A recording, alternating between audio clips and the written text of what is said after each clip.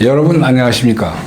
미국의 도널드 트럼프 대통령이 그 자리에 앉은 지가 벌써 2년 7개월이 됐습니다.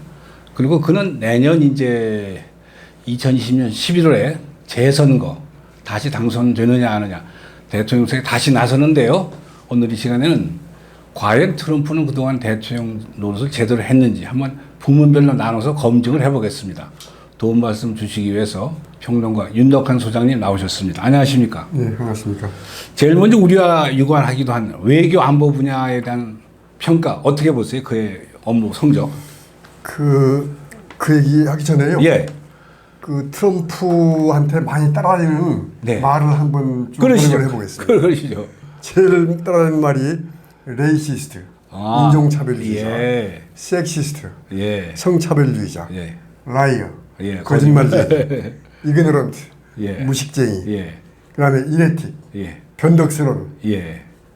unpredictable, 예. 예측 불가능한, 예. 또 impulsive, 예. 흉동적이다. 예. 그다음에 디바이시브, 예. 편가르기. 예. 이런 말들이 아마 그 트럼프를 가장 잘 표현해 주는 말이라고 생각이 됩니다. 아, 성적표가 미리 나왔군요.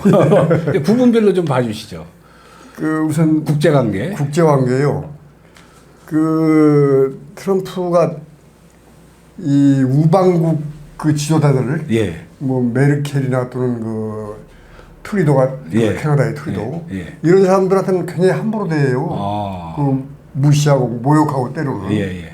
그런데 이 사람이 트럼프는 스스로 자기가 스트롱맨이라고 생각해가지고 예. 스트롱맨들한테는 굉장히 약합니다. 또. 예. 러시아의 푸틴이나 예. 중국의 시진핑, 예.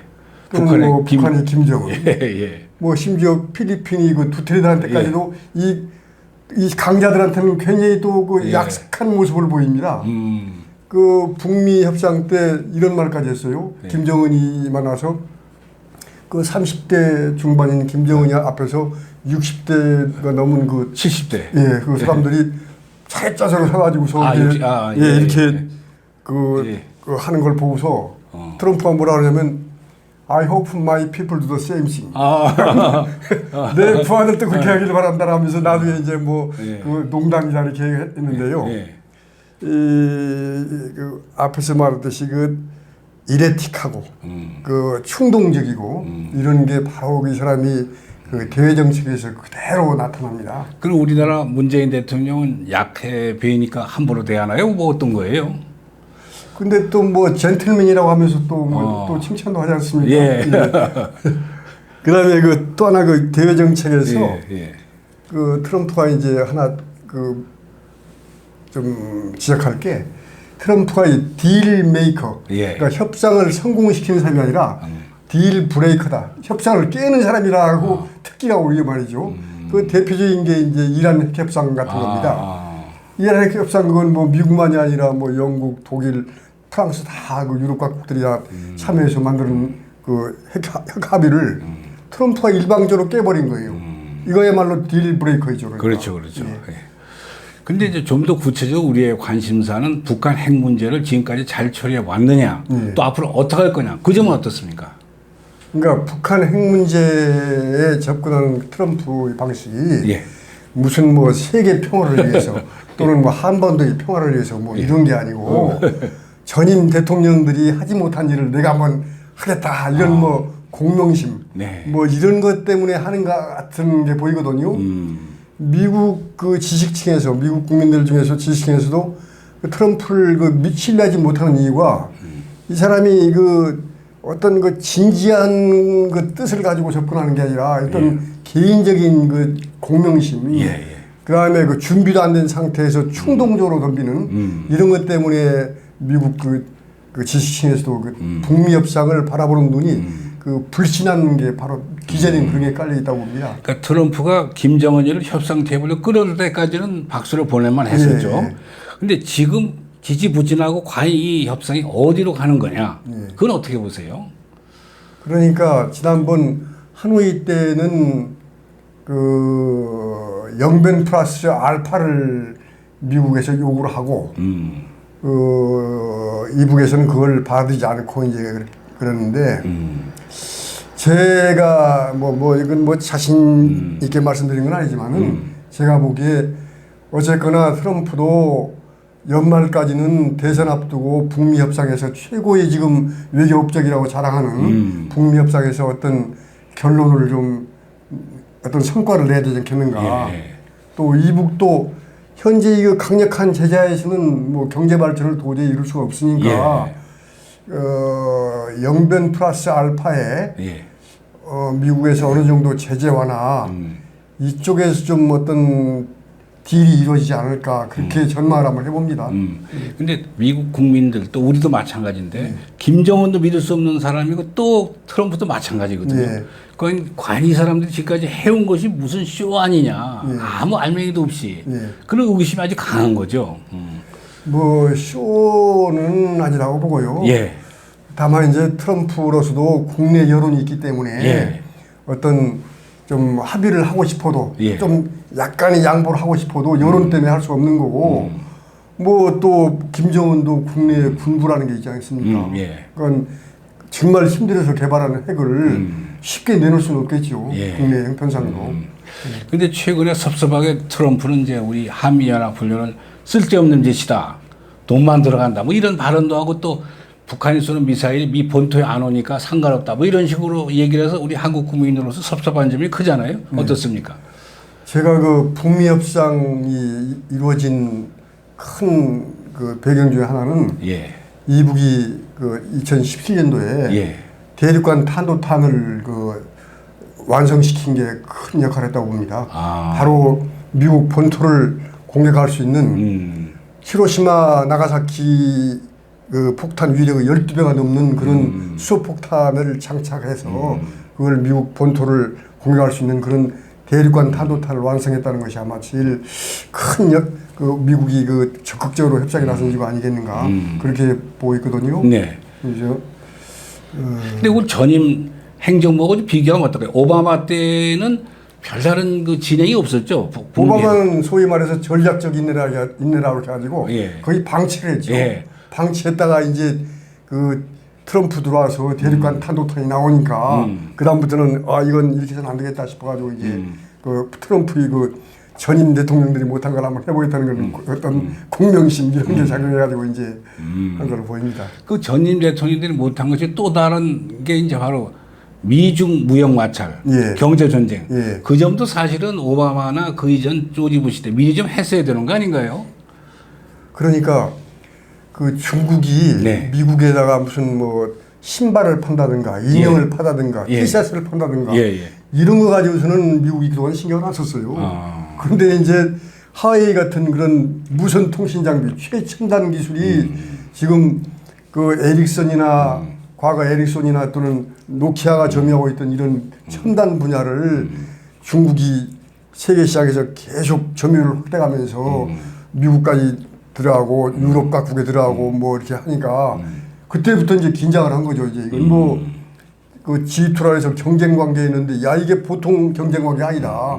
그래서 지금 기본적으로 그 국제 그 G2의 그 경쟁이라고 봐야죠. 예. 그 딸려 있는 것은.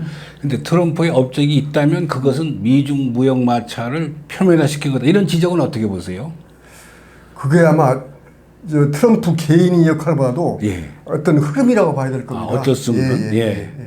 근데 지금까지 상황으로 봐서는 어떻게 전망을 어떻게 하세요? 미중 경제 전쟁?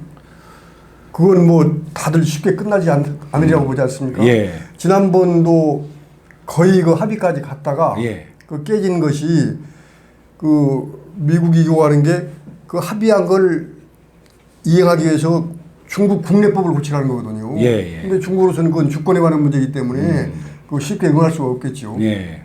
근데 지적 소유권 침해라든가 무역 욕조 시정 이런 거는 미국의 요구가 온당한 요구 같이 보이는데요. 그렇죠. 이제 그동안 뭐 미국이 그 저 중국이 달러를 앞세워가지고 예. 그 미국 회사들을 인수하거나 뭐 또는 그 투자를 받으면서 기술 이전을 강요를 하고 그다음에 미국 표현대로 하면 그 지적재산권을 훔쳐가고 이런 거에 대해서는 이제 미국이 많이 그동안 그 요구를 많이 해왔죠. 예. 근데 미중 무역 마찰 일환으로 혹시 미국이 중국 보고 북한 핵 문제를 네가 시진핑 네가 알아서 해결하라 이런 압력도 계속 가하고 있는 건 아닌가요? 이거는요. 네. 중국이 그렇게 그 이북한테 그렇게 영향력이 절대적이지 않습니다. 아, 예. 그래서 뭘 중국한테 뭐를 어떻게 해라 이렇게 할 형편은 아니고요. 네.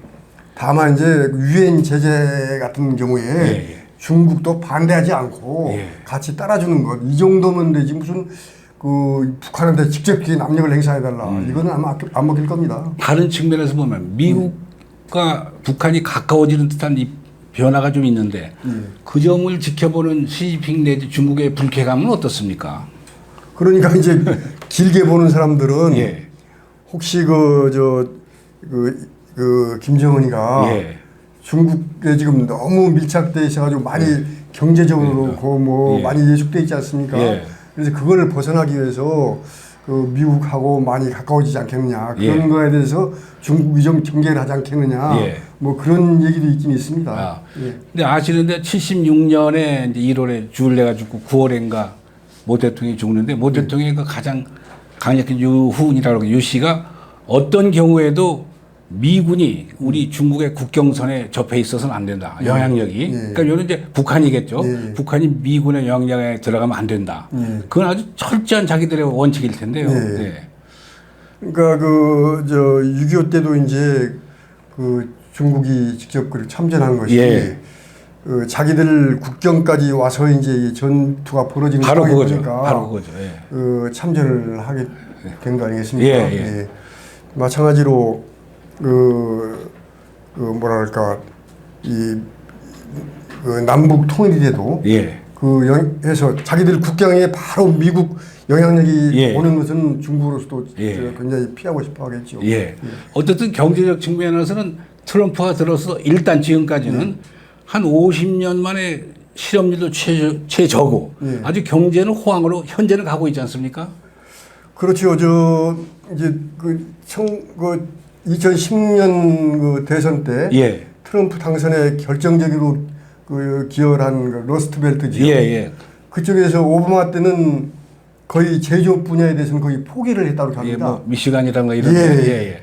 그런데 그 트럼프의 소위 뭐 미국 제일주의 뭐 예. 그렇게 하면서 그쪽에 그 제조업들이 좀 살아나가지고 예. 그래서 지금은 제조업 일자리가 좀 늘어나고 있다는 거예요. 예. 그래서 지금 그 제조업 러스트벨트에서는 그 트럼프 지지율이 확고하다고 이렇게 합니다. 아이오와니 이런 그 농업 지역은 어떻습니까? 그쪽 그 농민들은 네. 사실은 그 미중 무역 전쟁으로 제일 피해를 보는 사람들이거든요. 아, 예. 그런데도 트럼프 지지율이 굉장히 높아요.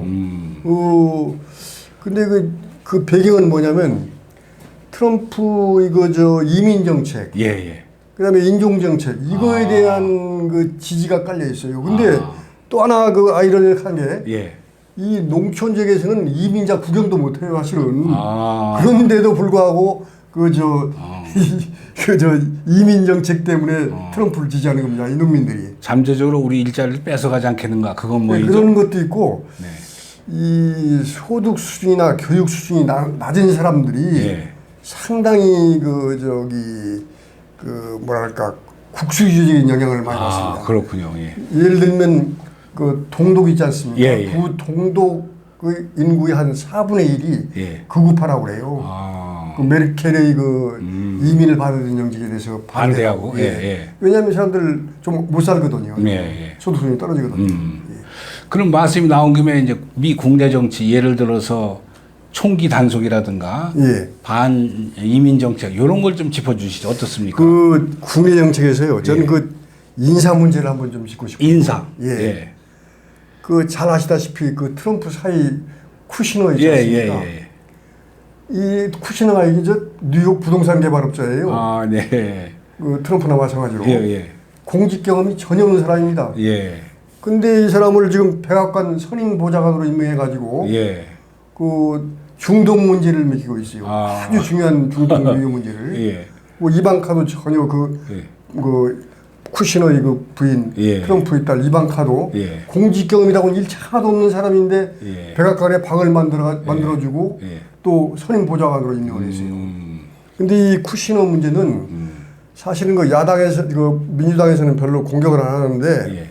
이 심각한 문제가 있는 것이 이 이해 충돌 문제가 있어요. 아. 왜냐하면 그 쿠시너가 그 부동산 개발업자인데 이 오일 달러가 넘치는 이 중동 그 통치자들이 예. 이 미국 부동산이 큰 손님들이거든요. 아, 예, 예. 그래서 이게 그런데 이 쿠시너한테 또 비밀 취급 인가권을 지금 줬습니다. 아, 백악관 참모들이 많은 반대도 불구하고 트럼프가 왜 그러냐면 이게 이해 충돌 문제가 있기 때문에 예. 그건 하면 안 된다라고 하는데도 예. 불구하고 이 비밀 취급 인가권까지 주면서 중동 문제를 지금 다 맡겨가지고 한 번은 이런 적이 있어요. 네.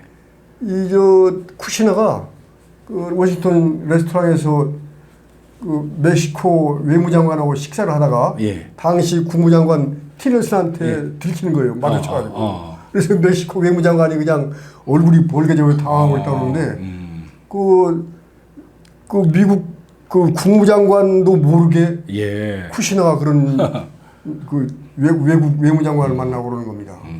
미국에서는 그 지금 말씀하신 이익 충돌, conflict of interest 문제가 아주 심각한데요. 아, 예. 그거 굉장히 중요하게 다루죠. 그걸. 예. 예. 그럼 이제 또 이 말씀이 나온 김에 아까 인사 얘기를 하셨으니까 이 트럼프가 너무나 불안정한 사람이어서 통계를 보니까 미국 역대 대통령 중에 같은 기간 중에 가장 장관을 많이 갈아치운 사람이 트럼프더라고요. 네. 그렇습니다. 그럼 안정감이 없는 거죠? 예, 이게 저 안정감이 없을 뿐더러 예. 이 사람은 자기가 임명한 장관들하고 싸워요. 아. 틸러슨 국무장관, 예. 매티스 국방장관. 국방장관, 예. 세션스 법무장관. 예.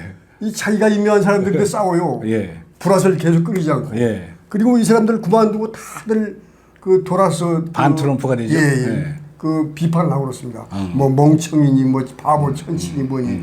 그 심지어 비서실장 하던 그 켈리까지도 그 돌아서 가지고서 바보 천치라고 이제 비난을 하거든요.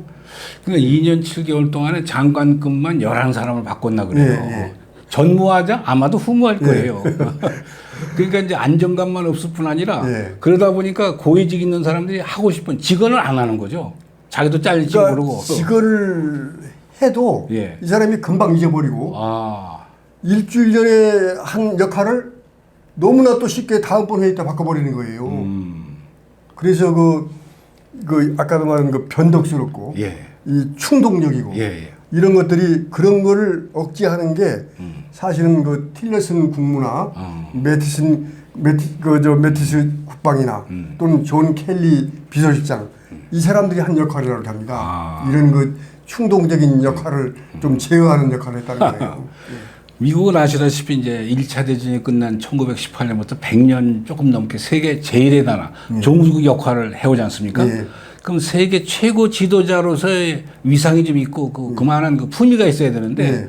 그 점에서는 트럼프는 많이 부족한 사람 아닙니까? 많이 부족할 뿐더러 지금 이 사람이 그 미국을 다시 위대하게 예. 미국 제일주의 예. 이게 오히려 미국의 그 세계적인 지도력을 떨어뜨리고 예. 그래서 오히려 미국의 위상을 떨어뜨리고 있다는 겁니다 지금. 예. 예.